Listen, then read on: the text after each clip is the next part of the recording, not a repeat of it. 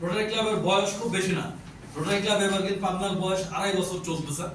আমাদের চার্টার হয় 16 জুন 2023-এ। আমরা 23-24 রোটা বর্ষ পার করেছি, 24-25 রোটা বর্ষ পার করেছি, 25-26 রোটা বর্ষ আমাদের চলতেছে, 6 মাস 7 মাসে চলতেছে। আমাদের রোটারি ক্লাব এভারগ্রিন বয়স অল্প, নবজাতকের মতোই আর কি। কিন্তু আমাদের পথটা প্রথম অবস্থায় কঠিন হলো। আমরা কঠিন পথ অলরেডি আমরা অতিক্রম করে যাচ্ছি। যে আমাদের এই স্বল্প পরিসরে ডিস্ট্রিক্টে এখন যে নামটা হয়েছে, যদি ডিস্ট্রিক্টই থাকতো তাহলে বোধহয় আমাদের জন্য খুব বেটার হতো। যে নন ডিস্ট্রিক্ট হওয়ার জন্য আসলে এই জিনিসটা আমাদের দুঃখজনক যে 2024-25 জানুয়ারিতে আমাদের এটা নন ডিস্ট্রিক্ট ঘোষণা হয়ে যায়, যার জন্য এটা আমাদের জন্য দুঃখজনক। আমাদের একটা ভালো খবর সামনে আছে, বোধহয় আমরা অ্যানুয়াল কনফারেন্সে পাবো।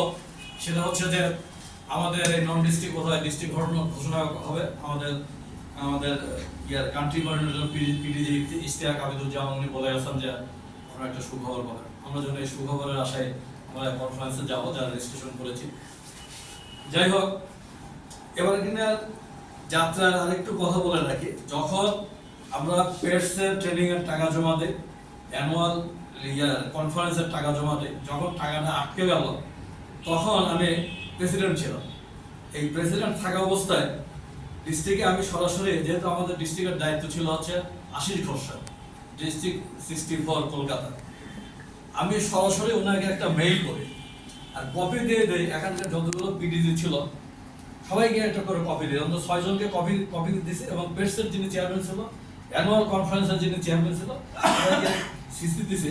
ঠিক 2-3 দিনের মাথায় আমাকে টেলিফোন করে বলতেছে, আপনি এত বড় সাহস, আপনি আশিস ঘোষের কাছে চিঠি দিয়েছেন। এই যে ডিস্ট্রিক্টে রোটারি ক্লাব এভারগ্রিনের একটা যে নাম, এটা আমার কাছে খুব ভালো লাগে যে খুব অল্প সময়ের ভিতরে আর কেউ কিন্তু এরকম ভাবে চিঠি দেয়নি যে আশিস ঘোষের কাছে সরাসরি মেইল করছেন। আমি মেইল করাতে রোটারি ক্লাব এভারগ্রিনের এই পরিচিতিটা তখন ডিস্ট্রিক্টে বেশ ভালোভাবে আমরা পেয়েছি যে না, রোটারি ক্লাব এভারগ্রিন পাবনার একটা নবজাতকের মতো একটা নতুন ক্লাব হলেও তাদের যাত্রা বোধহয় ভালোই হবে। যাই হোক, আমরা আমাদের ক্লাব সংখ্যা ক্লাবের সদস্য সংখ্যা খুব বেশি না। আমরা 25 জন যে যাত্রা শুরু করেছিলাম, এখন 20 জনে আছি আর কি। চেষ্টা করছি মেম্বারশিপ বাড়ানোর জন্য। আমি যখন গত বছরে যখন প্রেসিডেন্ট ছিলাম 24-25-এ, তখন আমি নিজস্ব একটা থিম নিয়ে কাজ করেছি। যে রোটারি ইন্টারন্যাশনাল যে মেইন থিম, মিশন এবং ভিশন একটা থাকে, যেটা হচ্ছে মিশনটা হচ্ছে যে সার্ভিস অ্যাবভ সেলফ, নিজের দ্বারা সেবা।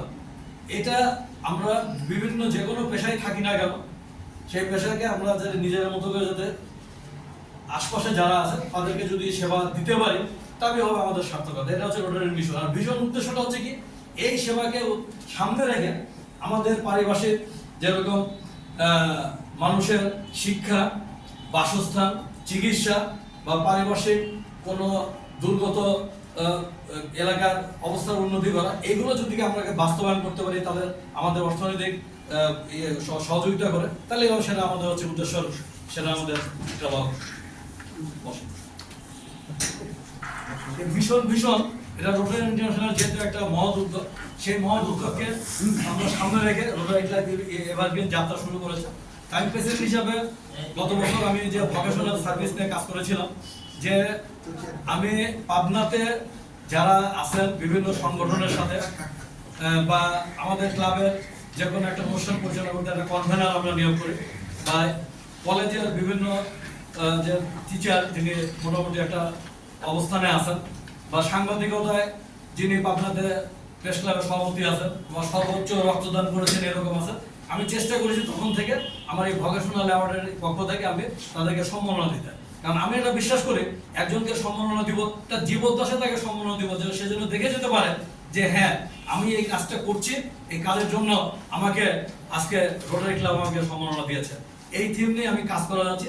তার এই ধারাবাহিকতায় আজকে আমি আমাদের এখানে 3 জন গেস্টকে আমি আমন্ত্রণ করেছি।